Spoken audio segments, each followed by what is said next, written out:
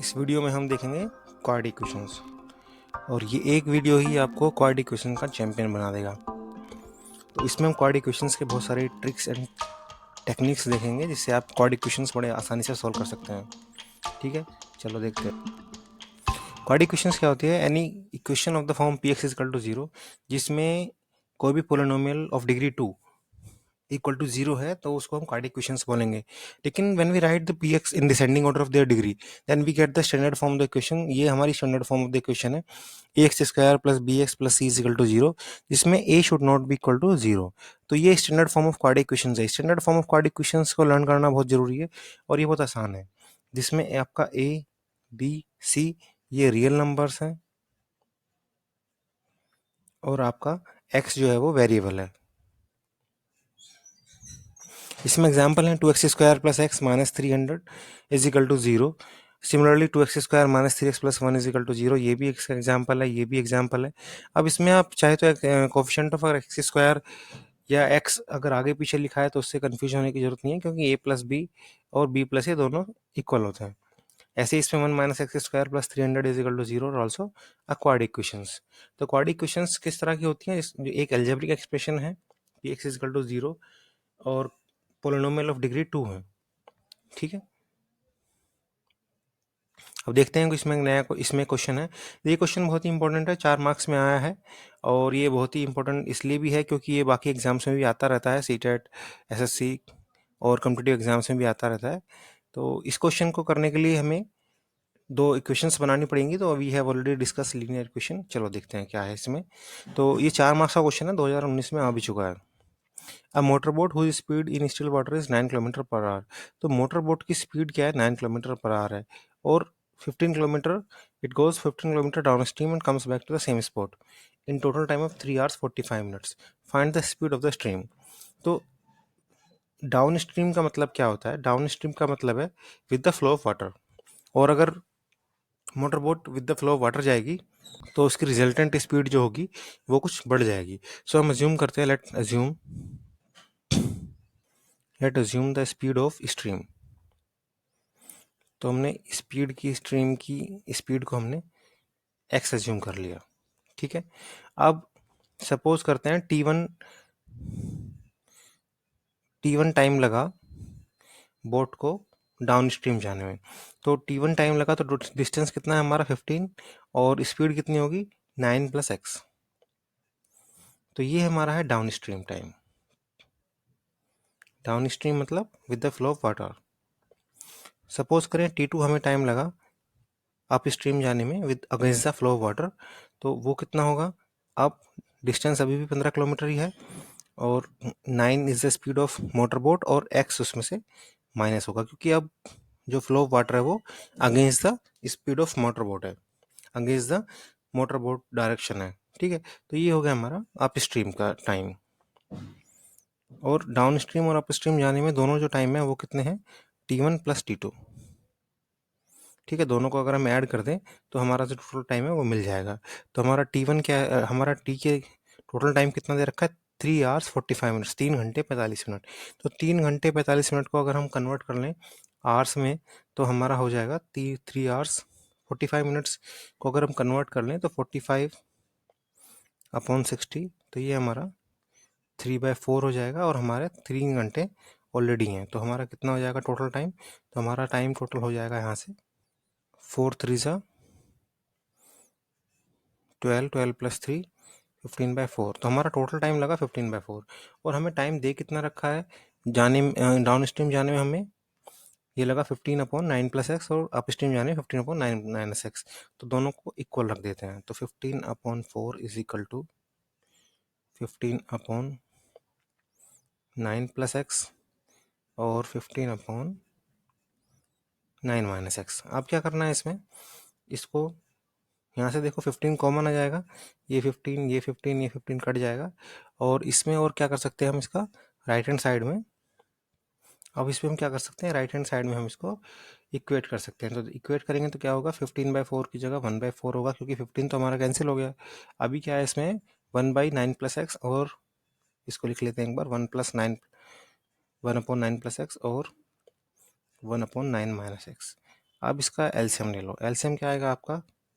LCM होगा 9 plus x और 9 minus x. ठीक है, इसमें मल्टीप्लाई करेंगे तो 9 minus x plus 9 plus x is equal to 1/4। ठीक है, अब ये एक्स से एक्स कट गया। ठीक है, ये इधर जाएगा और ये इधर आएगा, तो ये हो जाएगा 9 प्लस एक्स, 9 माइनस एक्स कितना जाएगा? 81 minus 9x plus 9x minus x square is equal to, और ये 9 9 जा 18, 18 4 जा 7, 18 4 जा 72, तो ये हमारा हो जाएगा 18 4 जा 72। ठीक है, अब यहाँ से -9x और +9x कैंसिल आउट हो गया। ठीक है, तो हमारा क्या बचा है हम देख लेते हैं एक बार। हमारा इधर बचा है 81 minus x square is equal to 72।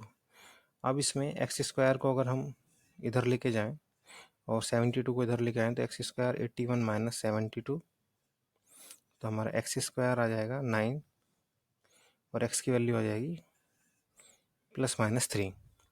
तो speed of the stream is 3 kilometre per our. ठीक है, तो इस तरीके से हम इस क्वेश्चन को सॉल्व कर सकते हैं, काफ़ी इजीली सॉल्व हो सकता है, और ये क्वेश्चन काफ़ी इंपॉर्टेंट है, काफ़ी एग्जाम्स में आता भी है, तो आप इसको थोड़ा ध्यान से देखें। ठीक है, चलिए नेक्स्ट क्वेश्चन देखते हैं। नेक्स्ट क्वेश्चन क्या है, ये भी हमारा आ चुका है, और ये है solution of a quadratic equations bye completing the square. तो कंप्लीटिंग द स्क्वायर में कैसे करते हैं? सॉल्यूशन ऑफ क्वाड्रेटिक इक्वेशन में कंप्लीटिंग द स्क्वायर। अब बाय कंप्लीटिंग द स्क्वायर में क्या है कि अगर हमें स्टैंडर्ड इक्वेशन दे रखी है ax² प्लस bx प्लस सी, तो इसमें क्या करते हैं हम, फर्स्ट ऑफ ऑल भी make the coefficient of x² 1, तो x² plus b by a plus c by a is equal to 0। तो make the coefficient of x² 1, और उसके बाद सिंपली क्या है, हम क्या कर देते हैं इसमें b/2a को के स्क्वायर को ऐड और सब्ट्रैक्ट कर देते हैं इक्वेशन में। तो देखते हैं कैसे करते हैं एक बार। तो हमारे पास इक्वेशन है x² -8x plus 18 is equal to 0, और ये क्वेश्चन काफ़ी इंपॉर्टेंट है, 2019 में पूछा भी जा चुका है, तो आप इसको ध्यान से देखें। आप इसमें बाई कंप्लीटिंग द स्क्वायर करने के लिए हम इसको कंपेयर करते हैं स्टैंडर्ड इक्वेशन से। तो a आ गया 1, b आ गया -8 और c आ गया 18। ठीक है, और यहाँ से अगर हम b/2a भी निकालें तो हमारा b/2a क्या हो जाएगा, -8/2 इंटू 1, तो ये हमारा आ गया 4, तो 4 का स्क्वायर 16। ठीक है, इसका अगर हम स्क्वायर कर दें तो ये हमारा हो जाएगा 16। ठीक है, तो 4 का स्क्वायर 16। अब इस इक्वेशन में क्या करना है, हमें 16 को ऐड करना है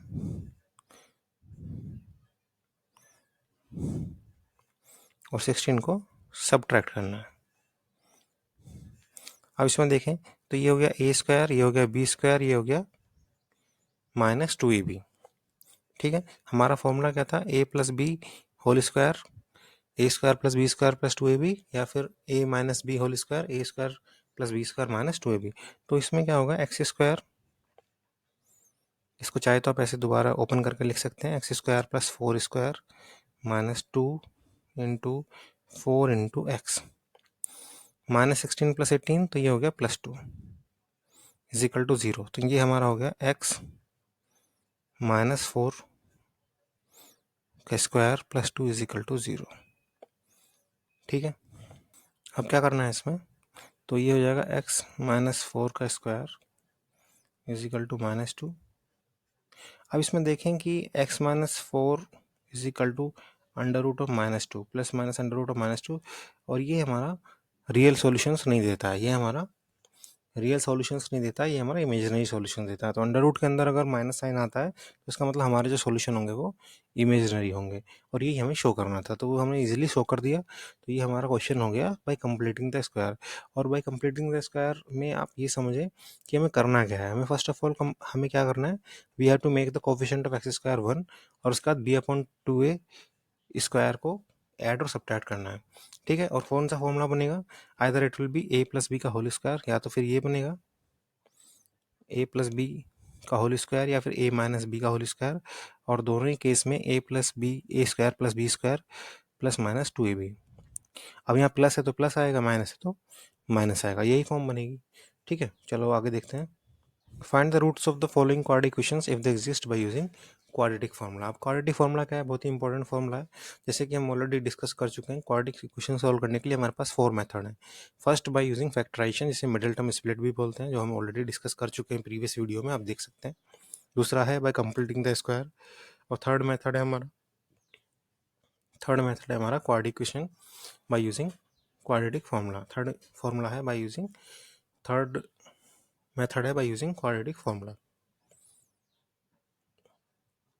इसके बाद एक और मेथड और भी है जो कि बाय यूजिंग ग्राफ है, तो वो हम अभी यूज़ नहीं करते हैं।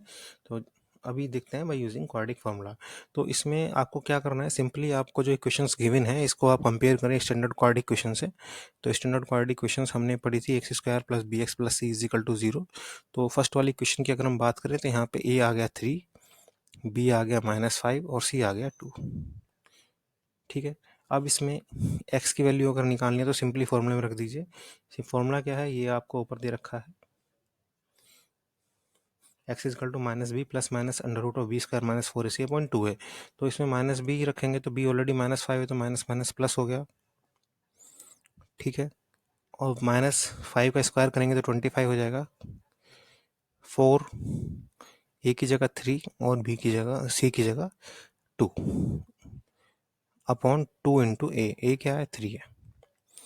तो 5 प्लस माइनस, अब ये देखिए 25 माइनस 4 इंटू 3 12 2 ज़ा 24, तो 25 माइनस 24 इज 1, तो ये टोटल 1 आ गया, और नीचे 6, तो 5 प्लस 1 -6। ठीक है, तो 5 प्लस माइनस 1 अपॉन 6, तो एक बार प्लस की वैल्यू लेंगे तो क्या हो जाएगा 6/6 1 आ जाएगा, और एक बार क्या आएगा हमारा 4/6, तो 4/6 मतलब 2/3। तो हमारी एक वैल्यू 1 आ गई, दूसरी वैल्यू 2/3 आ गई। तो x की दो वैल्यू आ गई, एक आ गई 1, दूसरी आ गई 2/3। तो इस तरीके से हम x की दोनों वैल्यू निकाल सकते हैं। क्योंकि हमारा ये क्वाड्रेटिक क्वेश्चन है तो इसमें रूट जीरो सॉल्यूशन दो ही होंगे, ये हम ऑलरेडी डिस्कस कर चुके हैं। और क्वाड्रेटिक क्वेश्चन में दो ही रूट्स होंगे, दो ही जीरोज होंगे और दो ही सॉल्यूशन होंगे। ठीक है, तो x की दो वैल्यूज हमेशा आएंगी। ठीक है, अब सेकंड इक्वेशंस को देखते हैं। इसमें भी क्या करना है, इसको कंपेयर कर लो स्टैंडर्ड क्वाड्रेटिक क्वेश्चंस के लिए। तो ax² प्लस bx प्लस सी हम दोबारा लिख लेते हैं। यहाँ से a आपका 1 आ गया, फिर से b आपका 4 आ गया, और c आपका 5 आ गया। अब आपको क्या करना है, इसमें सिंपली फॉर्मूले में वैल्यू पुट कर देनी है। x इजकल टू, तो माइनस b है तो -4, यहाँ पे +4 है तो -4 plus minus under root 4, b² है तो 4² 16 -4 इंटू 1 इंटू 5 अपॉन 2 इंटू 1। अब देखें अंडर रूट के अंदर 16 -4 इंटू 5 कितना हो गया, 20 हो गया। तो -20 प्लस 16 कितना हो जाएगा आपका -4, और -4 अगर अंडर रूट में है तो इससे क्या होता है, हमारा अंडर रूट के अंदर माइनस नहीं होना चाहिए। अगर अंडर रूट के अंदर माइनस है तो हमारा सॉल्यूशन रियल नंबर्स में एग्जिस्ट नहीं करेगा, इमेजिनरी सॉल्यूशंस होंगे। तो ऐसे क्वेश्चन को हम आगे सॉल्व नहीं कर सकते हैं और हम लिखते हैं नो सॉल्यूशन। ठीक है, अब देखते हैं थर्ड वाले क्वेश्चन को। थर्ड वाले क्वेश्चन में भी हम क्या करना है, हमें उसको स्टैंडर्ड क्वाड्रेटिक इक्वेशन से कंपेयर करना है। तो स्टैंडर्ड क्वाड्रेटिक इक्वेशन से कंपेयर करते जाइए आप। देखिए, चिंता करने की कोई बात नहीं है, धीरे धीरे करते जाइए, आपको आता जाएगा। a is equal to 2, b is equal to -2√2, c is equal to 1। ठीक है, आप फिर से वैल्यू रखिए। तो b कितना होगा 2√2, क्योंकि माइनस माइनस प्लस हो गया, प्लस माइनस 2√2 का स्क्वायर कितना होगा, 2 2 4 इंटू 2 8 होगा, -4 इंटू 2 इंटू 1 अपॉन 2 इंटू 2। तो इसमें 2√2, इसमें क्या है आपका 2√2 प्लस -8 इज 0, तो ये पूरा 0 हो गया, और 0 का अंडर रूट भी 0 ही है। तो 2√2/4, तो ये आपका 2 से 2 कट जाएगा, तो 2√2/4, तो यहाँ से 4 से आपका 2 से 2 कट गया, और इसको आप ऐसे ही लिख लेंगे √2/2। तो आपके दो सॉल्यूशन आएंगे इसमें, दोनों ही सेम होंगे √2/2। तो इस तरीके से आपके कोई भी क्वाड्रेटिक क्वेश्चन आप सोल्व कर सकते हैं बाय यूजिंग क्वाड्रेटिक फार्मूला। और क्वाड्रेटिक फार्मूला से कोई भी क्वेश्चन सोल्व हो सकती है। बाय फैक्टराइजेशन मेथड और मिडिल टर्म स्प्लिट में कुछ लिमिटेशंस हैं, लेकिन इस मेथड में कोई भी लिमिटेशंस नहीं है, आप कोई भी क्वेश्चन अच्छे से सोल्व कर सकते हैं। चलिए नेक्स्ट देखते हैं। अब देखिए क्वेश्चन इंपॉर्टेंट क्वेश्चन है बहुत। अब ये काफ़ी एग्जाम से पूछा जा चुका है। इसमें UT half yearly pre board previous years काफ़ी आ चुका है।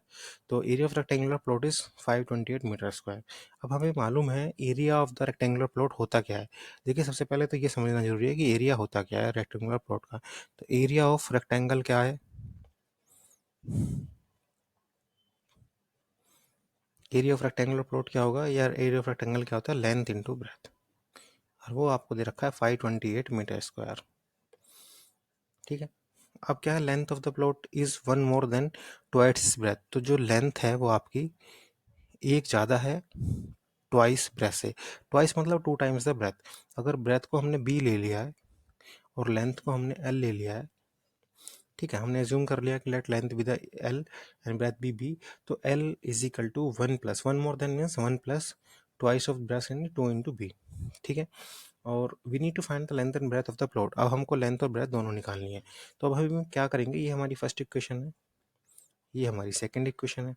तो हम इसमें से एल की वैल्यू उठा के फर्स्ट वाली इक्वेशन में रख देंगे, सेकंड इक्वेशन से एल की वैल्यू फर्स्ट में पुट कर देंगे। तो एल की जगह अगर हम रख देंगे वन प्लस टू बी, तो ये तो हो गया, और इसकी बी की जगह बी ही रहेगा 528। अब इसको अंदर सोल्व कर लेंगे तो b plus two b square is equal to 528। तो अब अगर ध्यान से देखें तो ये हमारा क्वाड इक्वेशंस ही बन गया है, क्योंकि क्वाड इक्वेशंस में क्या है, एक वेरिएबल होना चाहिए और highest power of the variable should be 2। ठीक है। वो सारी कंडीशन सेटिस्फाई है, इन प्लस ऑफ एक्स यहाँ पर हमारा बी है, कोई प्रॉब्लम नहीं है। अब क्या करेंगे, इसको हम फैक्टराइजेशन से सॉल्व कर सकते हैं, मिडिल टर्म स्प्लिट से सॉल्व कर सकते हैं। तो उसके लिए हमें फर्स्ट ऑफ ऑल इसको कंपेयर करना होगा स्टैंडर्ड क्वाड इक्वेशन से। तो स्टैंडर्ड क्वाड इक्वेशन से कंपेयर अगर करें तो ए हो जाएगा 2, बी 1 हो जाएगा और सी हो जाएगा -528। ठीक है। अब इसमें क्या करते हैं, हम ए सी निकालते हैं। हमने ए सी निकाला तो मोड ऑफ ए सी क्या हो गया हमारा 528 इंटू 2 हो गया। ठीक है। अब इसको फर्दर फैक्टराइज करें अगर 528 को, तो ये किससे जाएगा, ये 4 से चला जाएगा। तो 4 इंटू टू इज़ 8, तो 8 इंटू 4 वन जा 4, 4 3 जा 12, 4 2 जा, उसके बाद ये 4 से फिर से चला जाएगा तो 32, 4 से करेंगे तो 4 3 जा 12 एंड 4 3 जा 12, तो 32 एंड 33 ये आ गया आपका। तो अगर इन दोनों फैक्टर्स को आप सब्ट्रैक्ट करें, डिफरेंस इनका 1 होगा, जो कि हमारा कोफिशिएंट ऑफ मिडिल टर्म है, कोफिशिएंट ऑफ बी है। तो हमारा इसमें रख सकते हैं हम 2b square plus 33b 32b minus 528 is equal to 0। अब यहाँ से 2b कॉमन ले लो फर्स्ट टू में से, तो यहाँ पर क्या बचेगा, यहाँ पर में से b सिर्फ कॉमन ले लो, तो यहाँ क्या बचेगा 2b प्लस 33, और यहाँ से क्या ले लेंगे आप 16 कॉमन ले लेंगे, तो यहाँ क्या बचेगा 2b प्लस 33। ठीक है। अब क्या करना है, 2b प्लस 33 हमारा दोनों में से कॉमन आ गया, तो इसको दोनों में से कॉमन ले लेंगे और इसको लिख लेंगे जैसे 2b प्लस 33, और इधर क्या बचा b माइनस 16। तो हमारी b की दो वैल्यू आ गई, एक तो आ गई 16 और एक आ गई -33/2। तो अब ब्रेथ और लेंथ नेगेटिव तो हो नहीं सकती, तो ब्रेथ हम 16 ले लेंगे। अब ब्रेथ अगर हमारी 16 मीटर आ गई, तो लेंथ क्या थी हमारी, लेंथ थी हमारी 1 plus twice of the breadth. तो अगर हमारी ब्रेथ 16 है तो लेंथ कितनी हो जाएगी 33। तो हमारी लेंथ आ गई 33 मीटर और ब्रेथ आ गई 16 मीटर। तो इस तरीके से आप क्वेश्चन सॉल्व कर सकते हैं, और ये क्वेश्चंस काफ़ी इजी होते हैं अगर आप इसको प्रैक्टिस करें। और ये 4 नंबर का क्वेश्चन भी आएगा और 2 का भी आएगा। तो क्वाड्रेटिक इक्वेशंस लगभग 5 से 7 नंबर का आता है, तो काफ़ी इंपॉर्टेंट टॉपिक है। आप इसको एक बार प्रैक्टिस करेंगे, आ जाएगा, नहीं आएगा तो आप मुझे कमेंट बॉक्स में लिख दें, हम इसको दोबारा डिस्कस कर सकते हैं। चलो आगे देखते हैं। अब देखिए इसमें फिर से एक आसान क्वेश्चन दिखता है, लेकिन कुछ बच्चे इसमें बहुत टिपिकली फंस जाते हैं। लेकिन तो आप ध्यान से इसको देखें तो क्या है, the product of to consecutive positive integer. तो अगर हमने एक पॉजिटिव इंटीजर को x मान लिया, हमने एज्यूम कर लिया let the positive integer be x, positive integer हमने x मान लिया, तो कंसेक्यूटिव पॉजिटिव इंटीजर है, तो सेकंड पॉजिटिव इंटीजर क्या होगा, सेकंड होगा x प्लस 1। तो कंसेक्यूटिव का मतलब एक के बाद दूसरा, यानी 3 के बाद 4, 4 के बाद 5। तो कंसेक्यूटिव इंटीजर की अगर बात करें तो x+1 हो जाएगा। अब उसने क्या, इन दोनों का अगर हम प्रोडक्ट कर दें, इन दोनों का ही अगर हम प्रोडक्ट कर दें तो हमारा आंसर आता है 306। तो इसको सोल्व कर लेंगे। क्वाड्रेटिक इक्वेशन बनती दिख रही है x² + x माइनस 306। ठीक है, अब इसमें क्या करना है हमें, इसमें फिर से वही कर सकते हैं हम, इसमें हम फिर से फैक्टराइजेशन मेथड यूज़ कर सकते हैं, इसको हम सोल्व कर सकते हैं। कैसे, देखो इसमें a क्या है हमारा 1, b क्या है हमारा 1, c क्या है 306। तो हमारा मोड ऑफ ac कितना हो गया 306। अब 306 को हम फैक्टराइज करें तो ये 4 से क्या कट होगा, नहीं 4 से नहीं होगा, 3 से होगा, हाँ 3 से होगा। तो 3 इंटू 102। उसके बाद फर्दर देखें, फर्दर क्या 4 से होगा, नहीं 4 से फिर भी नहीं होगा, 3 से होगा, 3 3 से 9, हाँ 3 से फिर होगा। तो 9 इंटू 3 3 से 9 एंड 3 4 ज़ा 12। ठीक है, अब फिर से देखें इसको, तो 9 इंटू 2 इंटू 17, तो 18 इंटू 17। तो ये हमारे दो फैक्टर आ गए, जिससे हमें कोफिशिएंट ऑफ, इनके डिफरेंस से हमें कोफिशिएंट ऑफ मिडिल टर्म मिल जाएगा। तो x² 18x minus 17x minus 306 is equal to 0। अब क्या करें, फर्स्ट टू में से x कॉमन ले लें, तो यहाँ बचेगा x+18, और यहाँ से क्या लें 17 कॉमन ले लें, तो फिर से क्या बचेगा x+18। अब क्या लें, x+18 कॉमन आ गया पूरे में से, और यहाँ बचा x-17। तो हमारा आ गया x इज इक्वल टू 17 और -18। तो हमारे पॉजिटिव इंटीजर है तो एक इंटीजर तो हमारा 17 होगा, लेकिन दूसरा क्या होगा हमारा -18 नहीं होगा, +18 होगा, क्योंकि उसने पॉजिटिव इंटीजर की बात की है। तो एक होगा 17 और दूसरा क्या होगा हमारा 18 होगा, क्योंकि x+1 है तो 18 होगा। तो इस तरीके से हमें दोनों इंटीजर मिल गए। ठीक है, तो क्वेश्चन को अगर आप ध्यान से समझें, ध्यान से सुने, और क्वाड्रेटिक इक्वेशंस को सॉल्व करने के जो तीनों मेथड है उनमें से किसी भी एक को यूज़ करें, तो आपका क्वेश्चन 100% सोल्व हो जाएगा, और आप इसमें 4 नंबर, 3 नंबर, 2 नंबर जितने का भी क्वेश्चन आएगा वो कर सकते हैं। चलो नेक्स्ट करते हैं। अब इसमें देखिए, Rohan mother is 26 year older than him. तो इस तरह क्वेश्चंस में क्या होता है कि एक के बारे में तो सारी इन्फॉर्मेशन दे रखी होती है, और दूसरे के बारे में उसका कुछ नहीं दे रखा होता। जैसे इसमें बता रखा है कि रोहन की मदर 26 ईयर ओल्डर है, लेकिन रोहन के बारे में ज़्यादा कुछ नहीं दे रखा। तो हम क्या करेंगे, जिसके बारे में कुछ नहीं दे रखा होता उसको एक्स एज्यूम कर लेते हैं। ठीक है, तो हमने क्या किया, let age of Rohan is equal to x. तो ये हम उसकी परसेंटेज हमने मान लिया एक्स है। ठीक है, तो रोहन मदर की एज कितनी होगी, रोहन की मदर्स की एज कितनी हो जाएगी 26 + एक्स। ठीक है, अब product of there edges 3 years from now. तो 3 साल बाद की बात करें, तो अगर मान लो रोहन की परसेंटेज एक्स है, तो 3 साल बाद रोहन की परसेंटेज कितनी हो जाएगी, तो 3 साल बाद रोहन की एज होगी x+3। और रोहन की मदर की कितनी होगी, रोहन की मदर की एज में भी 3 ऐड हो जाएगा। और उसने बोला है the product of there edges, यानी 3 साल बाद अगर उनकी एजेस का प्रोडक्ट करे तो वो कितना हो जाएगा 360 होगा। तो ये हमने इक्वेशन में पुट कर दिया। ठीक है, अब हमें रोहन की परसेंटेज निकालनी, यानी हमें एक्स की वैल्यू निकालनी है। अब ये क्वाड्रेटिक इक्वेशंस बनते दिख रही है, तो इसको सॉल्व कर लेंगे। कैसे करेंगे इसको, 26 + 3 29 + x लिख लेंगे।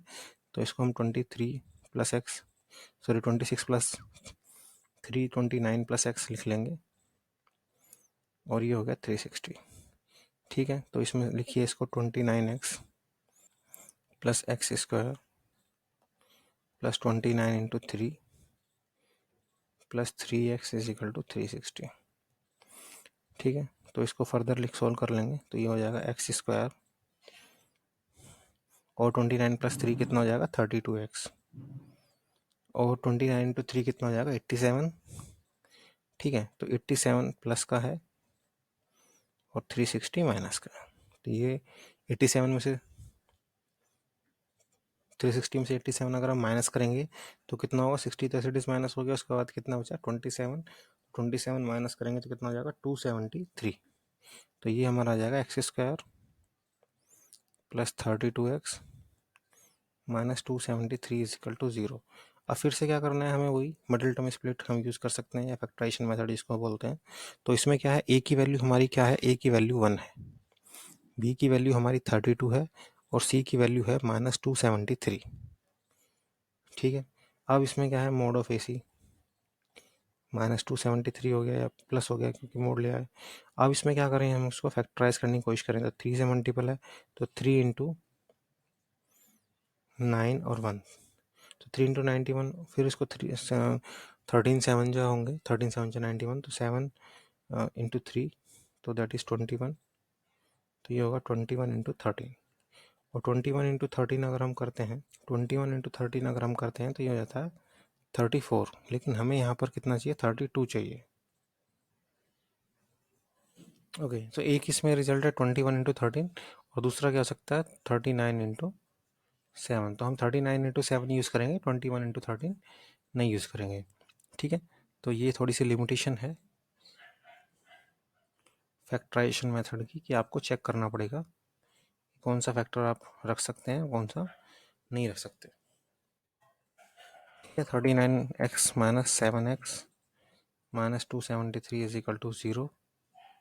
ठीक है, तो एक्स स्क्वायर और plus 39x minus 7x minus 273 is equal to 0 एक बार फिर से लिख लिया, कोई बात नहीं। यहाँ से x कॉमन ले लो तो x प्लस 39 बचेगा और यहाँ से -7 ले लो तो x प्लस 39 बचेगा। ठीक है, तो x की दो वैल्यू आ गई हमारे पास, x की दो वैल्यू आ गई, एक आ गई 7 और एक आ गई -39। ठीक है, तो x इजकल टू 7 रोहन की एज होगी तो रोहन की परसेंटेज कितनी होगी 7 ईयर्स। तो रोहन की परसेंटेज कितनी आ गई, x इजकल टू 7 ईयर्स। ठीक है, तो इस तरीके से हम क्वेश्चन सोल्व कर सकते हैं। काफ़ी इजी क्वेश्चन है, एक बार आप ट्राई करेंगे तो आपको भी आसानी से आ जाएगा। चलिए नेक्स्ट क्वेश्चन सोल्व करते हैं। अब देखिए इसमें ये बहुत इंपॉर्टेंट क्वेश्चन है क्योंकि इस तरह क्वेश्चंस काफ़ी एग्जाम से पूछा जाता है और ये 4 नंबर में आता है और इस तरह क्वेश्चंस आता ही आता है क्वाड्रेटिक क्वेश्चन से। ये one of the important questions है। A train travel at a distance of 480 kilometre at a uniform speed. तो हमें मालूम है कि फॉर्मूला क्या होता है, distance is equal to speed into time. ये फॉर्मूला ही अब ना भूले। ठीक है, if the speed had been 8 kilometre less, तो स्पीड यूनिफॉर्म स्पीड से मूव कर रहा है, अगर स्पीड 8 किलोमीटर कम होती तो it would have taken 3 hours most to cover the same distance. ठीक है, तो हम क्या अज्यूम कर लेते हैं, let the speed of the train be s, let the speed of the train, ये हमारी एस हो गई। ठीक है, और डिस्टेंस हमें गिवन है ऑलरेडी तो इसको हमें अज्यूम करने की ज़रूरत नहीं है। डिस्टेंस हमें गिवन है 480 किलोमीटर। ठीक है, और टाइम हमने मान लो अज्यूम कर लिया टी। ठीक है, तो इनिशियली सिचुएशन क्या थी हमारी कि वो 480 किलोमीटर ट्रेवल करता है, ट्रेन ट्रेवल करती है। तो इनिशियल सिचुएशन ये है कि 480 किलोमीटर ट्रेन ट्रेवल करती है और ऐसी स्पीड से ट्रेवल करती है और टाइम लगता है टी। ये हमारी फर्स्ट इक्वेशन है, फर्स्ट सिचुएशन है। सेकंड सिचुएशन क्या है कि 480 किलोमीटर तो अभी भी एज इट इज है, लेकिन हमने स्पीड को 8 किलोमीटर कम कर दिया। ठीक है, इससे क्या हुआ, हमारा टाइम जो है वो 3 किलोमीटर, सो हमारा टाइम जो है 3 घंटे बढ़ गया, 3 आवर्स इंक्रीज हो गया। तो अभी हमें क्या निकालना है, we need to find the speed of the train. तो हमें स्पीड ऑफ द ट्रेन निकालना है। अब हमारे पास दो वेरिएबल हैं एस और टी, तो हम क्या करेंगे, फर्स्ट जो हमारा वेरिएबल जो हमारा टी है, तो हमें स्पीड निकालनी है तो हम टी की वैल्यू दूसरी क्वेश्चन में पुट कर देंगे। तो देखो कैसे करते हैं, 480 इज इक्वल टू, इसको सोल्व कर लेंगे हम, S T plus 3s minus 8t minus 24। तो एस टी की वैल्यू डायरेक्ट कर सकते हैं 480 तो ये कट जाएगा, 480 एस टी 480 है देखो। ठीक है, तो बचेगा क्या, इधर 0 और इधर 3s, तो एस तो निकालना ही है, -8 और 8 की वैल्यू, टी की वैल्यू हम यहाँ से क्या लिख सकते हैं, हम लिख सकते हैं 480 अपॉन एस। तो 480 अपॉन एस हमारा क्या हो गया, टी हो गया। तो यहाँ से टी की जगह क्या रख देंगे, 480 अपॉन एस -24। ठीक है, अब इसका एलसीएम ले लो, एलसीएम लेंगे तो क्या हो जाएगा, ये इधर जाएगा तो 0 हो जाएगा, तो एस तो हमारा हो जाएगा 3s² -8 इंटू 480, हमारा क्या है 8 इंटू 480 -24s और इक्वल टू 0। ठीक है, तो अभी हमें क्या करना है, ये क्वाड्रेटिक क्वेश्चन से बन के इसको सोल्व कर सकते हैं। और इसमें हम अगर चेक करें तो फिर से हम देख सकते हैं कि हमारा ए बी सी क्या है।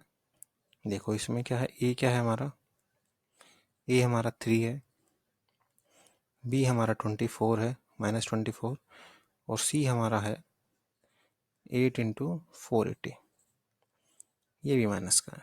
तो मोड ऑफ ए सी अगर हम निकालेंगे तो ये होगा 3 इंटू 8 इंटू 480। ठीक है, और मिडिल टर्म स्प्लिट कितने, मिडिल टर्म क्या है 24 है, तो कोफिशिएंट ऑफ एक्स स्क्वायर यहाँ, सॉरी कोफिशिएंट ऑफ एस एक यहाँ पर, यहाँ क्या है 24 है। तो अभी इसमें सोल्व करके देखेंगे क्या होगा। ठीक है, 480 को फर्दर करते लेते हैं, तो ये होगा 24 इंटू 10 इंटू 48, तो ये तो ज़्यादा हो गया, अभी देखते हैं इसमें। तो 24 5 ज़ा इंटू 48 2 ज़ा, तो कितना हो जाएगा ये, 24 5 ज़ा कितना होगा 120, और 48 2 ज़ा कितना होगा 96। तो ये देखिए 24 का डिफरेंस आ रहा है, तो हम इसी तरीके से ले लेते हैं 3x², और -24 ऐसा आना चाहिए, तो हम -120s plus 96s minus 8 into 480 कर लेते हैं। ठीक है, इसको आपको 8 इंटू 480 को सोल्व करने की जरूरत भी शायद नहीं पड़ेगी, और आप अगर चाहें तो ऐसे भी कर सकते हैं, सीधे सीधे रखते जाइए, कोई प्रॉब्लम नहीं है। अब देखिए फर्स्ट टू में से आप क्या करें, 3s कॉमन ले लें। आपने जब 3s कॉमन लिया तो यहाँ बचा s, और यहाँ बचा 40s, सॉरी 40 सिर्फ बचा, s तो ले लिया। यहाँ से आप अगर 96 कॉमन ले लेते हैं तो कितना बचेगा, 5 बचेगा। ठीक है, तो यहाँ से ले लीजिए आप 96 कॉमन, तो ये बचेगा s-40।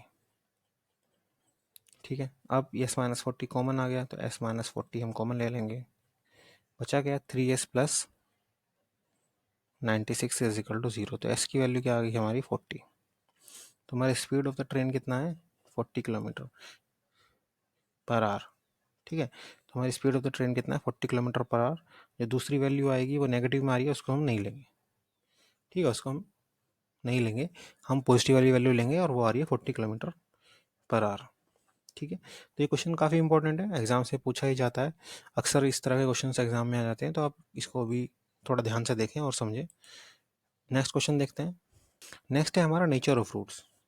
अब हमें मालूम है कि क्वाड्रेटिक क्वेश्चंस है तो दो रूट्स होंगे, और दो रूट्स होंगे ये तो मालूम है, लेकिन वो कैसे होंगे, क्या वो दोनों इक्वल होंगे, या वो दोनों रियल होंगे, या फिर रियल भी होंगे लेकिन डिस्टिंक्ट भी होंगे, या तो अलग अलग होंगे।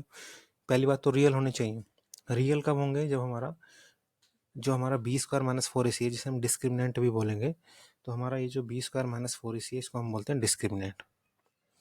ठीक है, तो इसमें डिस्क्रिमिनेंट एक टर्म है, ये हमारा d है, और d हमारा क्या है b² - 4ac, और इस पे b² - 4ac पे डिपेंड करेगा कि हमारे जो रूट्स होंगे वो रियल होंगे या नहीं होंगे। तो अगर ये इक्वल टू 0 है या ग्रेटर देन 0 है तो हमारे रूट्स रियल होंगे, इक्वल टू 0 है तो दोनों इक्वल होंगे, और अगर ग्रेटर देन 0 है तो हमारे दोनों अलग अलग होंगे। लेकिन अगर लेस देन 0 है, b² - 4ac लेस देन 0 है, तो रूट्स इमेजिनरी होंगे, यानी अंडर रूट के अंदर में अगर माइनस साइन आता है सोल्व करने के बाद, तो वो हमारा इमेजिनरी रूट्स को शो करेगा, और रूट्स रियल नहीं होंगे। ठीक है, तो इसमें देखेंगे, सोल्व करेंगे। फर्स्ट इक्वेशन को हम लेते हैं। ठीक है, फर्स्ट इक्वेशन में क्या करेंगे हम, वही मेथड है, compare it with the standard quadratic equation ax² bx plus c। तो यहाँ से हमें a मिल गया 2, b -3, और हमें c मिला यहाँ से 5। तो हमें क्या करना, क्या है, b² - 4ac, इसमें वैल्यू पुट कर देंगे, तो b² 3² - 3² भी 9 होगा, और 4 इंटू 2 इंटू 5, तो ये लेस देन 0 आ रहा है, क्योंकि आप देखेंगे 4 इंटू 5 इज 20 इंटू 2 40, 9 - 40 इज -31, तो वो लेस देन 0 है, तो इसलिए ये जो रिजल्ट होगा वो हमारा रियल रूट्स नहीं देगा, तो नो रियल रूट्स होंगे, इमेजिनरी रूट्स होंगे।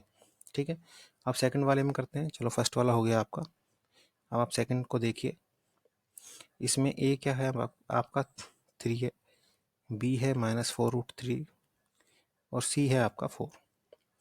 ठीक है, अब फिर से फॉर्मूला वही लगाएंगे, b² - 4ac। तो b² - 4ac, बी क्या है -4√3, तो 4×4 = 16 × 3 = 48। तो माइनस का 48 नहीं होगा, प्लस का होगा क्योंकि स्क्वायर है। तो माइनस साइन अगर मतलब कुछ भी टर्म हो, अगर माइनस हो प्लस हो, जो भी बी स्क्वायर करेंगे तो 48 आ गया। ठीक है, तो 48 - 4, ये कितना है 3 और सी कितना है 4, तो ये आ गया आपका 48 - 48, तो ये आ गया 0। तो अब क्या होंगे, रूट्स एग्जिस्ट करेंगे और दोनों इक्वल होंगे। ठीक है, चलिए थर्ड वाले को देखते हैं। थर्ड वाले में क्या है, 2x² - 6x + 3 = 0। तो ए की वैल्यू 2, बी की वैल्यू -6, सी की वैल्यू 3। ठीक है, अब इसमें b² - 4ac करेंगे तो 6 का स्क्वायर 36, 4 × 2 × 3, तो ये आपका कितना, 36 - 24 कितना आएगा आपका 12 आ जाएगा। तो ये हमारा ग्रेटर देन 0 है। तो इस केस में क्या होगा हमारा, ये ग्रेटर देन 0 आया, तो इसका मतलब क्या है कि हमारे रूट्स एग्जिस्ट भी करेंगे और डिस्टिंक्ट भी होंगे, अलग अलग भी होंगे। ठीक है, तो अगर अगर थर्ड वाली क्वाड्रेटिक इक्वेशन को आप सोल्व करेंगे तो आपके पास दो रूट्स आएंगे और दोनों अलग अलग होंगे। सेकंड वाली को सोल्व करेंगे तो एक ही रूट आएगा और मतलब रूट दो होंगे लेकिन सेम होंगे। ठीक है, वैल्यू एक ही आएगी। ठीक है, और फर्स्ट वाला एग्जिस्ट ही नहीं करता, इसमें हमारा डिटरमिनेंट b² - 4ac, डिस्क्रिमिनेंट हमारा लेस देन 0 है। चलो आगे चलते हैं। अब देखिए क्वेश्चन आया है, ये भी थोड़ा इंपॉर्टेंट क्वेश्चन है। जो एज वाले क्वेश्चन है, टाइम वाले, डिस्टेंस वाले या स्पीड वाले, या फिर उसमें जो हमारी एज वाले हैं, टाइम स्पीड डिस्टेंस वाले हैं, तो इस तरह क्वेश्चंस काफ़ी इंपॉर्टेंट हैं। अच्छे से सोल्व इनको अगर आप अच्छे से लगा के नहीं जाएंगे तो ये क्वेश्चन ज़रूर आते हैं और आपको कहीं ना कहीं जाके ये आपके लिए प्रॉब्लम क्रिएट कर देंगे। ठीक है, अब इसमें देखो, अब इसमें भी क्या है, sum of the reciprocal of Rahman age 3 years ago and 5 years from now. तो इसमें सिर्फ एक रहमान की बात हो रही है, तो हम क्या करेंगे, उसकी एज को, प्रेजेंट एज को एज्यूम कर लेते हैं x.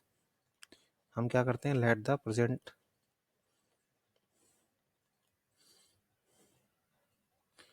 As of Rahman is equal to x. तो प्रेजेंट एज रहमान की हमने ले ली एक्स। ठीक है, अब क्या करना है, 3 years ago, तो 3 साल पहले की बात कर रहे हैं, तो प्रेजेंट एज से 3 साल पहले की बात करेंगे तो 3 years ago की अगर हम बात करें तो हमारा x-3 होगा। और अगर हम बात करें 5 years फ्रॉम नाउ, तो 5 years फ्रॉम नाउ, तो प्रेजेंट तो हमारा x है, तो 5 years फ्रॉम नाउ कितना होगा, x+5। अब उसने कहा इन दोनों को रेसिप्रोकल कर दो, कर दिया, दोनों को रेसिप्रोकल करके ऐड कर दो। ठीक है, तो दोनों को रेसिप्रोकल करके ऐड कर दिया, तो इनका सम जो है हमारा 1/3 है। ये उसने बोला, sum of the reciprocal of Rahman is this 1/3। ठीक है, अब क्या करें, सिंपली हम इसको एलसीएम ले लेते हैं, x+3 x+5, यहाँ पर आ गया x+5, सॉरी यहाँ पर हमारा x-3 है, तो हमारा x+5 और यहाँ पर आ गया x-3 इज इक्वल टू 1/3। अब यहाँ से देखिए क्या हो जाएगा, हमारा आ गया 2x + 2, और इसको मल्टीप्लाई करेंगे 3 से क्योंकि हमारा क्रॉस मल्टीप्लाई हो जाएगा यहाँ पर, और ये इस तरफ हो जाएगा x-3 x+5। ठीक है, इसको फर्दर सोल्व कर लीजिए, 6x + 6 is equal to x² + 5x - 3x - 15। ठीक है, अब दोनों साइड इक्वेशंस आ गई हैं, इक्वेशंस के दोनों साइड को इसको सोल्व कर लीजिए, तो ये आपका आ जाएगा x² तो एक ही है तो ऐसे डिस रहेगा, 5x - 3x 2x आ जाएगा, और ये 6x भी उधर से इधर आएगा, तो 2x - 6x कितना हो जाएगा, 4x -15, और ये 6 है उधर आएगा तो माइनस हो जाएगा ये भी, तो -21। ठीक है, अब फिर से वही बात, फिर से क्या करना है, मिडिल टर्म स्प्लिट। ए क्या है हमारा 1, बी क्या है हमारा -4, सी क्या है हमारा -21। कैसे? क्योंकि हमने क्या किया, x square -4x -21 is equal to 0 को हमने कंपेयर कर दिया A X square plus B x plus C is equal to 0 से। ठीक है भाई, अब first step mod of A C, mod of A C 21, उसके बाद factor of A C, factor of A C करेंगे तो 3 × 7 फर्स्ट फैक्टर आता है और उसी से हमारे डिफरेंस ऑफ द फैक्टर्स क्या आ जाएगा, मिडिल टर्म आ जाएगा। तो x square -7x plus 3x -21 is equal to 0। First two में से x कॉमन ले लें तो यहाँ बचेगा x -7, और लास्ट टू में से भी 3 कॉमन ले लें तो बचेगा x -7। अब क्या है, x -7 कॉमन ही आ गया पूरा, और यहाँ क्या बचा, x + 3 इजिकल टू 0। तो यहाँ से हमारी x की वैल्यू कितनी आ गई, 7 आ गई। तो रहमान की परसेंटेज क्या रही होगी, 7 होगी, क्योंकि अगर -3 तो हो नहीं सकती क्योंकि उसकी एज नेगेटिव में तो हो नहीं सकती। तो रहमान की परसेंटेज क्या है, 7 ईयर। ठीक है, तो इस तरह के क्वेश्चंस काफ़ी इंपॉर्टेंट हैं और ये आते ही आते हैं, एज वाले क्वेश्चन, टाइम डिस्टेंस वाले क्वेश्चन तो ये आते ही आते हैं, स्पीड वाले क्वेश्चन तो ये आते ही आते हैं। ठीक है, चलो नेक्स्ट करते हैं। ठीक है, अब ये देखिए क्वेश्चन है, ये भी इस तरह के क्वेश्चन भी काफ़ी आते हैं। In a class test the sum of Shefali marks in mathematics and English is 30। तो दोनों का मार्क्स उसका मैथ्स का और इंग्लिश का 30 है। Had she got 2 more marks in mathematics and 3 marks less in English, the product of their marks would have been 210। तो उसने क्या बोला कि उन दोनों का अगर वो 2 मार्क्स ज़्यादा लाती मैथमेटिक्स में और इंग्लिश में वही 3 नंबर ज़्यादा आती तो उसके the product of their marks would have been 200। अब देखिए इसमें करना क्या है, इसमें हम तो इसमें सिंगल वेरिएबल में हम सोल्व करेंगे। तो अगर हम मान लें, हम क्या माने, let Shefali got x marks in maths. अब इसको मैथ में x मान लीजिए, चाहे आप इसमें इंग्लिश में x मान लीजिए, उससे कोई ज़्यादा डिफरेंस नहीं है। तो अगर मैथ्स में x हैं तो उसके शेफाली के कितने इंग्लिश में कितने होंगे, 30 - x।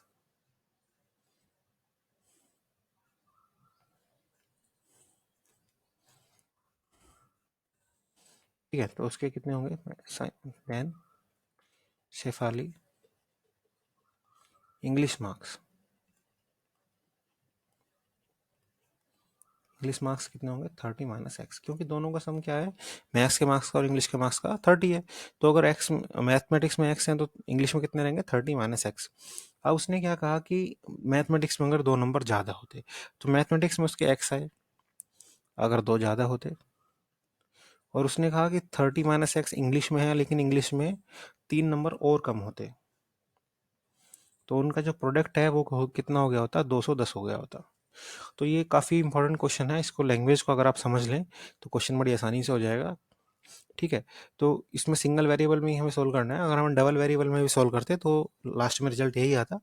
ठीक है, तो इसलिए हम सिंगल वेरिएबल में इसको सोल्व कर सकते हैं। तो x + 2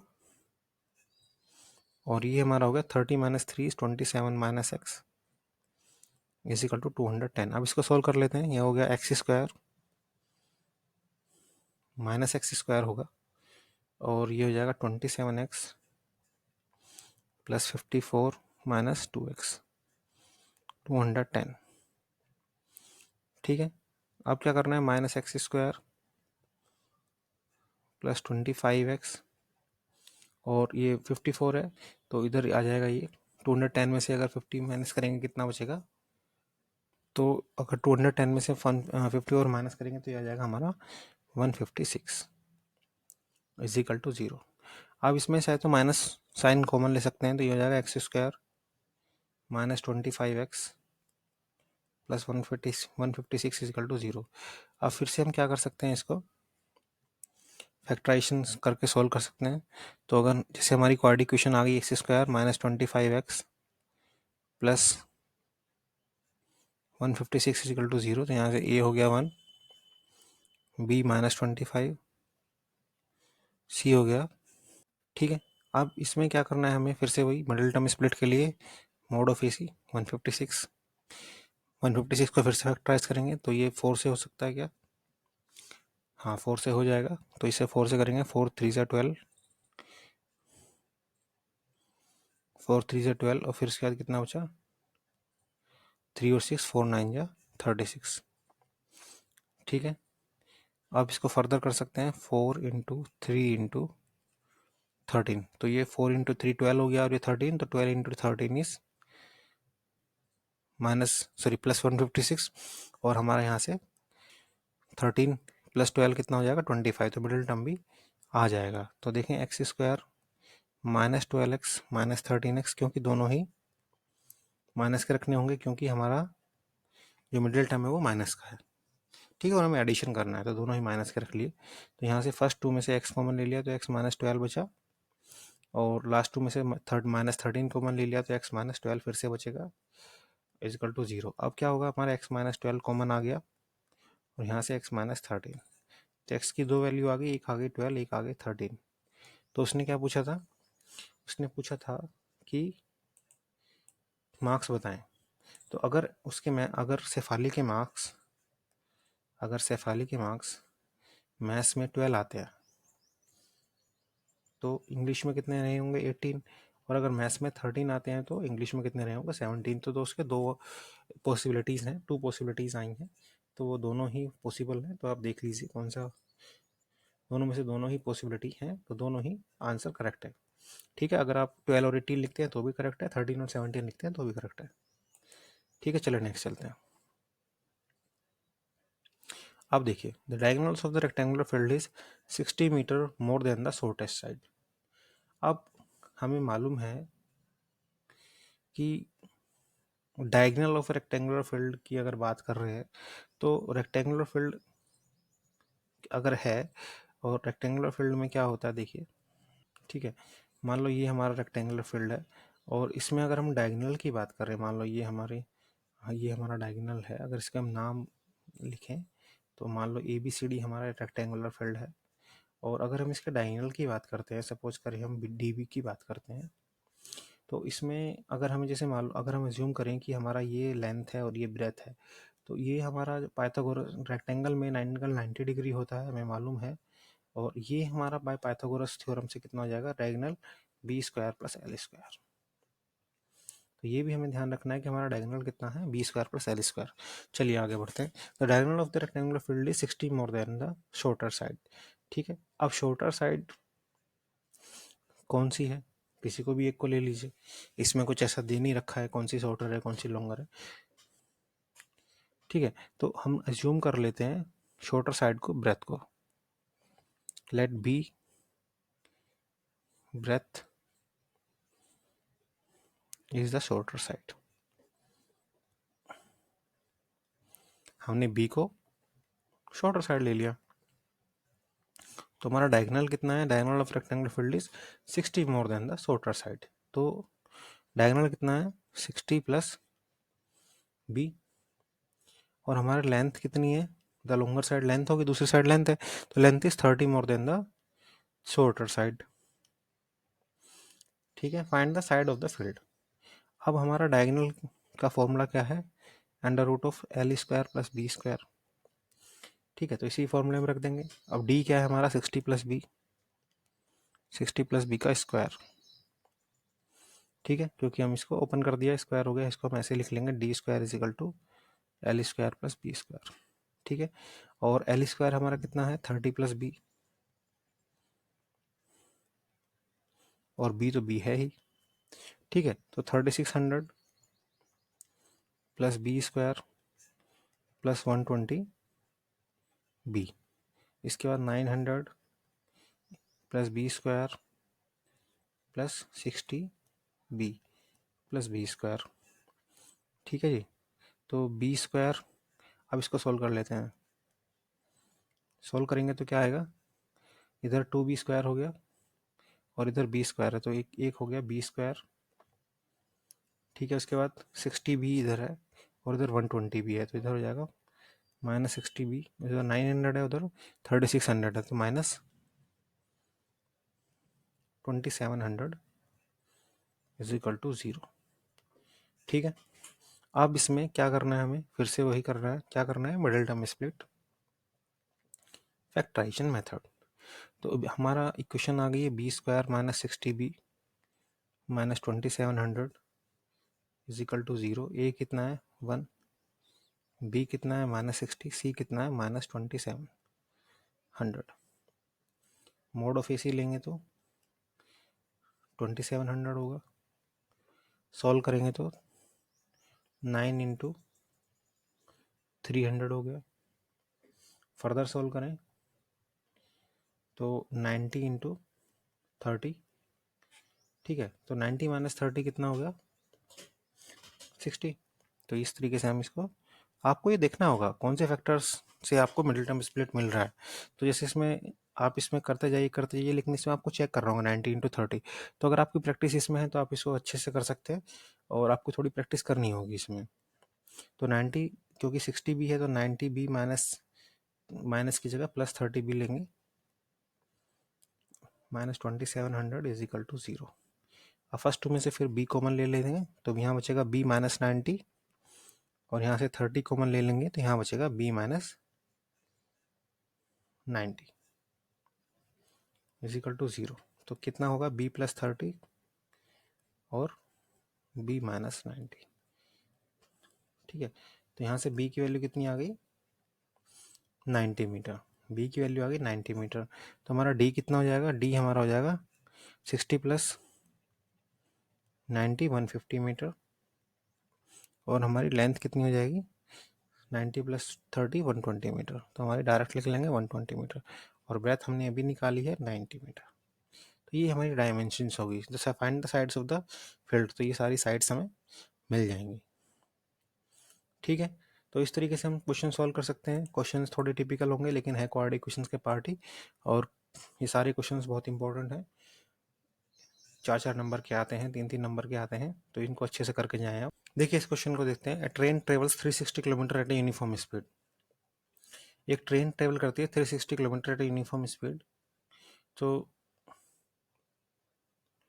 if the speed 5 kilometre more it would have taken 1 hour less for the same journey. ये सेम टाइप का क्वेश्चन अभी हमने किया था, let the speed of the train. So इसमें स्पीड ऑफ द ट्रेन ले लें, let the speed of the train B x.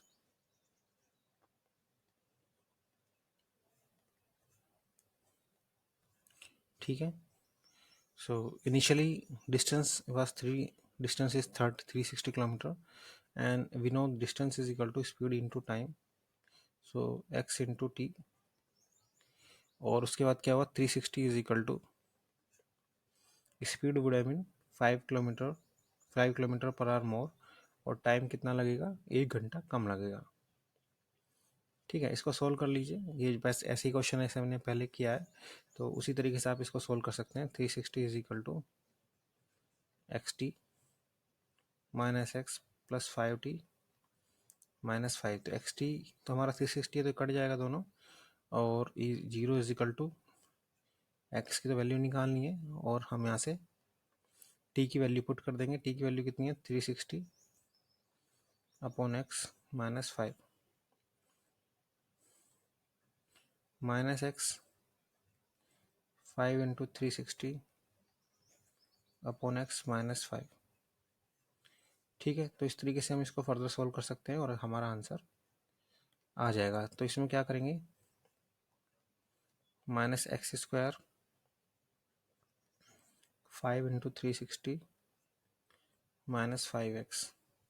तो यहाँ से हमारा a कितना आ गया -1, b कितना आ गया -5, c कितना आ गया हमारा 5 इंटू 360। ठीक है, तो इसमें क्या निकालेंगे, फिर से हम मोड ऑफ ए सी निकालेंगे। मोड ऑफ ए सी कितना है 5 इंटू 360,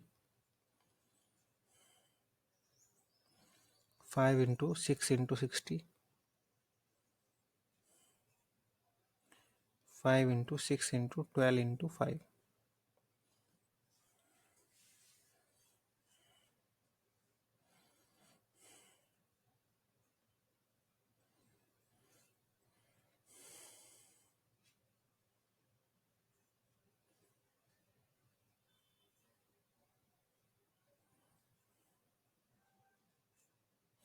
ठीक है, तो इसको करते जाइए 5 × 360।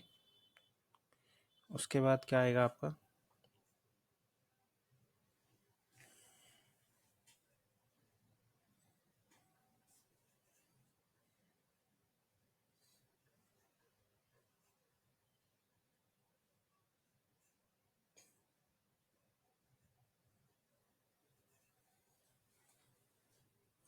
इसके बाद आपका होगा 6 × 300।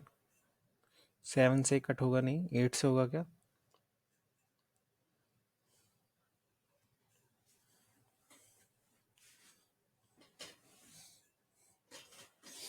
8 से हो जाएगा। 8 से क्या आ जाएगा देखिए,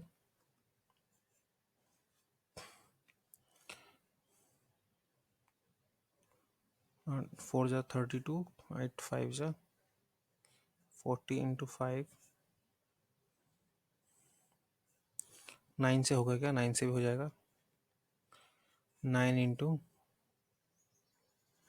40 × 5। 10 से होगा क्या, 10 से हो जाएगा। 36 × 5। तो इस तरीके से अगर हम करते जाएंगे तो इसमें आएगा 12 × 3 × 5 × 10।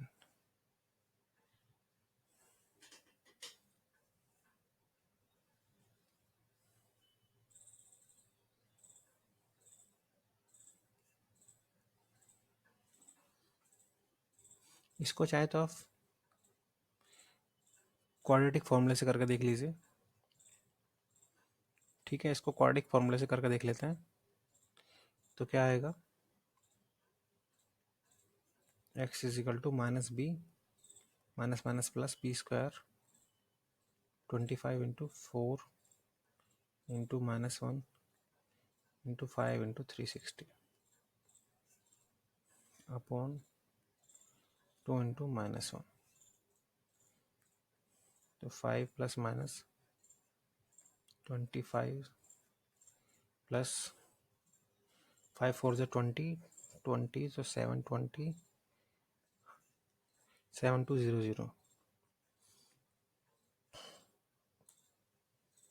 7225 किसका होता है, तो 7220 किसका होता है, तो ये हमारा होगा 5 ± 72205 225 अपॉन -2, और ये हमारा हो गया 5 ±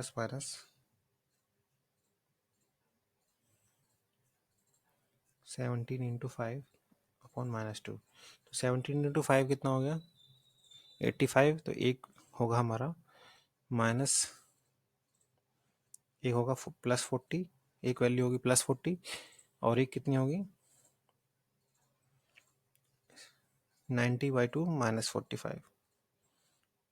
ठीक है, तो हमारी दो स्पीड आ गई, एक होगी 40 km/h, एक होगी -45। तो 40 km/h हम स्पीड ले लेंगे इसकी। ठीक है, तो इस तरीके से सोल्व भी कर सकते हैं। तो क्वाड्रेटिक फॉर्मूले से हमारे सारे क्वेश्चंस इजी से हो सकते हैं। ठीक है, तो अगर आप इस तरह से इसमें टाइम लग रहा है तो क्वाड्रेटिक फॉर्मूले से कर लीजिए, क्योंकि इसमें शॉर्ट शॉर्ट आपको आंसर मिल जाएगा और जल्दी मिल जाएगा। कई बार क्या होता है कि क्वाड्रेटिक फॉर्मूले से आसानी से हो जाता है और फैक्टराइजेशन में आप फंस सकते हैं। चलो नेक्स्ट क्वेश्चन देखते हैं। अब ये क्वेश्चन काफ़ी इंपॉर्टेंट है, ये क्वेश्चन हर बार आता ही है प्री बोर्ड में, तो ये मोस्ट फेवरेट क्वेश्चन है प्री बोर्ड का। तो 2 water tap fill together can fill the tank in 9:3/8 hours. दोनों टैप अगर एक साथ चला दी जाएँ तो 9 घंटे और 3/8 आवर्स में उसको पूरा कंप्लीटली फिल कर देना है। Tap of larger diameter take 10 hour less than the smaller one to fill the tank separately. ठीक है, हमें बताना है find the time in which each tap can separately fill the tank.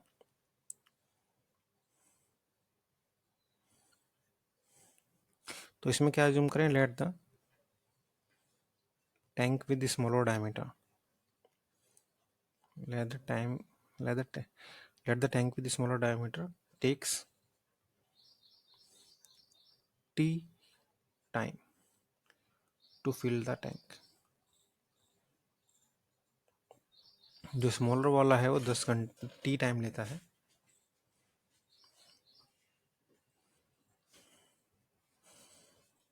ठीक है। तो जो लार्जर डायमीटर वाला हो कितना टाइम लेगा?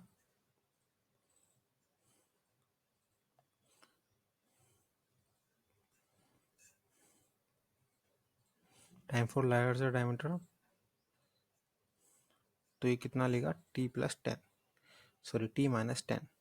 तो अगर उसको छोटे वाले को, स्मॉलर वाले को t टाइम लगता है, t घंटे लगते हैं, तो वो बड़े वाला जो है वो t-10 लेगा। ठीक है। और कितने घंटे में कंप्लीटली फिल कर देते हैं? तो अब हम निकालेंगे एक घंटे में कितना फिल कर देते हैं। तो एक घंटे में,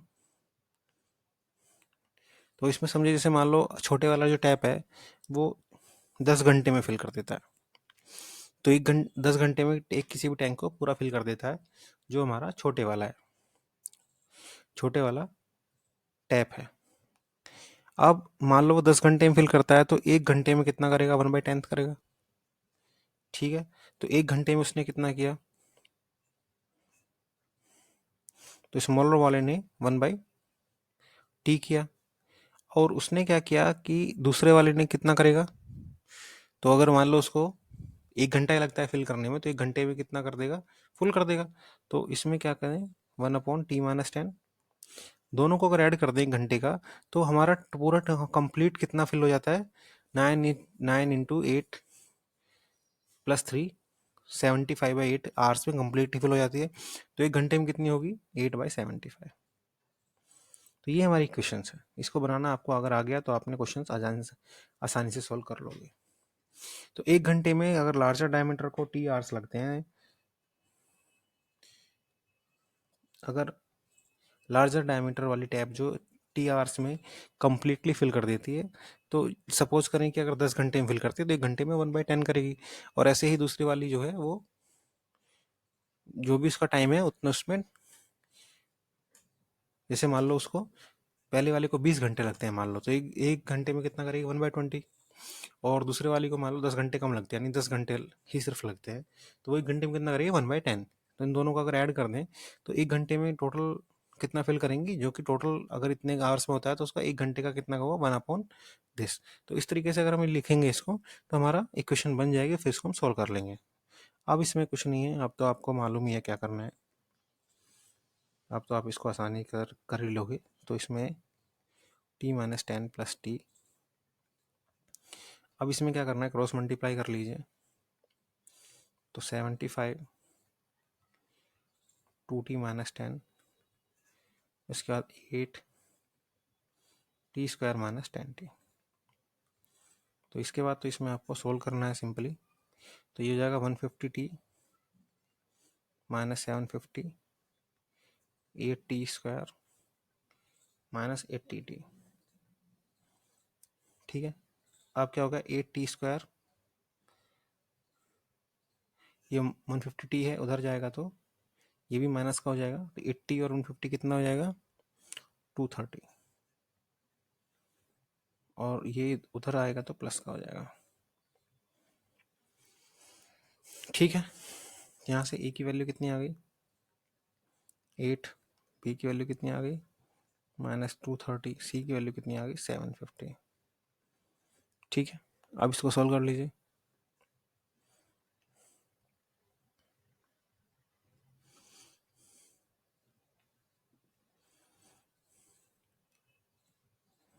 ठीक है। सॉल्व करेंगे कैसे?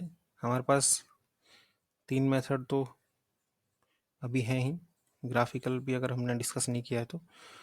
और कैसे करेंगे इसको? ABC हमारे पास है, तो इसमें हमें क्या करना है? मोड ऑफ AC लेंगे। मोड ऑफ AC हमारा कितना हो जाएगा? 8 × 750। तो 8 × 25 × 30। तो देखें कुछ होता है तो हो गया। देखिए 25 × 8 जा कितना होगा? 200 होगा। और 30 प्लस कर देंगे तो 230 हो जाएगा। देखो कई बार फैक्टराइजेशन मेथड से, मिडिल टर्म मेथड से बहुत आसानी से हो जाता है, इसलिए हम इसको यूज़ करते रहते हैं। तो इसमें हो गया आपका -200t -30t + 750 = 0। अब इसमें से क्या करें? 8t कॉमन ले लो। क्या बचेगा t माइनस 25, यहाँ से 30 कॉमन ले लो, क्या बचेगा t माइनस 25। फिर क्या करेंगे 8t माइनस 30 और t माइनस 25, तो टाइम कितना लगा 25 लगा और 30/8 लगा या 15/4 लगा। 13/8, 30/8 और 15/4 दोनों सेम ही है, तो 25 आर उसको लगे जो छोटे वाली है, और 15/4 क्यों नहीं लगेंगे, क्योंकि दूसरे वाले को 10 घंटे कम लगते हैं, तो ये जो वैल्यू है ये 10 से कम है, 10 से कम है, तो इतना ये पॉसिबल ही नहीं है, क्योंकि अगर उसको 10 घंटे दूसरे वाले को कम लगते हैं, तो अगर फर्स्ट वाले को 4 ही घंटे लगते हैं, मान लो 15/4 कितना होगा 4 पॉइंट समथिंग, तो सेकंड वाली को क्या लगेगा। लेकिन इसमें क्वेश्चन में दे रखा कि सेकंड वाली जो टैप है, जो लार्जर डायमीटर वाली टैप है, उसको 10 घंटे कम लगते हैं, तो इसका मतलब फर्स्ट वाली जो टैप है उसको 10 घंटे ज़्यादा लगने चाहिए। ठीक है, तो इसलिए 25 हम लेंगे, 15/4 या 30/8 नहीं लेंगे। ठीक है, ये भी आपको चेक करना है, क्योंकि एग्जामिनर ये भी चेक करता है कि आपने आंसर कौन सा लिखा है। अगर आपने दोनों आंसर लिख के ऐसे डिस छोड़ दिया तो एक नंबर कट सकता है। चलिए आगे चलते हैं। अब देखिए एक और क्वेश्चन आया ट्रेन पे।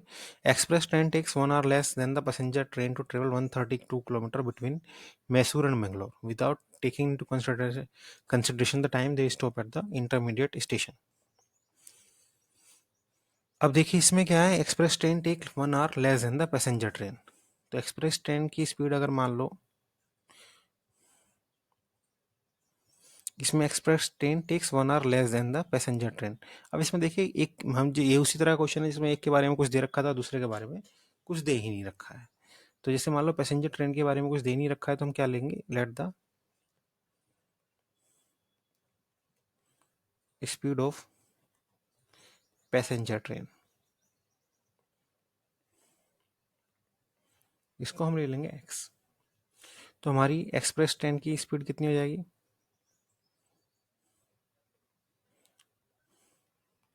हमारी एक्सप्रेस ट्रेन की स्पीड ऑटोमेटिकली हमारी कितनी हो जाती है,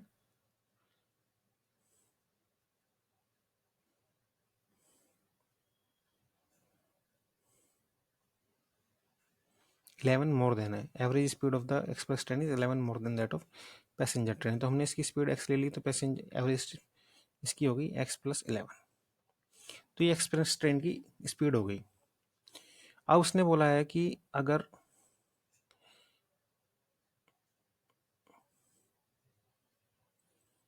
एक्सप्रेस अगर मान लो पैसेंजर ट्रेन 132 किलोमीटर ट्रेवल करने में टी टाइम लेगी या जो भी टाइम लेगी, एक्सप्रेस ट्रेन उससे 1 घंटे कम लेगी। ठीक है, तो अगर पैसेंजर ट्रेन ने टी टाइम लिया, तो टी टाइम के 132/x टी टाइम लिया, तो जो एक्सप्रेस ट्रेन होगी वो कितना टाइम लेगी, t-1। ठीक है, और वो कितना होगा 132/x+11, क्योंकि उतना टाइम तो उसको लगता ही है, लेकिन ये 1 घंटे कम होगा जो कि पैसेंजर ट्रेन लेगी। ठीक है, तो इसमें t-1, तो इसको देखो कैसे करेंगे। अब यहाँ से दोनों, ये हमारी दोनों इक्वेशंस आ गई हैं, फर्स्ट और सेकंड। ठीक है, यहाँ से वैल्यू रख देते हैं, तो यहाँ पर t की अगर वैल्यू रख दें तो ये हो जाएगा 132/x-1 is equal to 132x+11। ठीक है, 132 minus x upon x is equal to 132x+11। इसको क्रॉस मल्टीप्लाई कर देते हैं दोनों तरफ, तो 132 minus x+11 is equal to 132x। तो इसको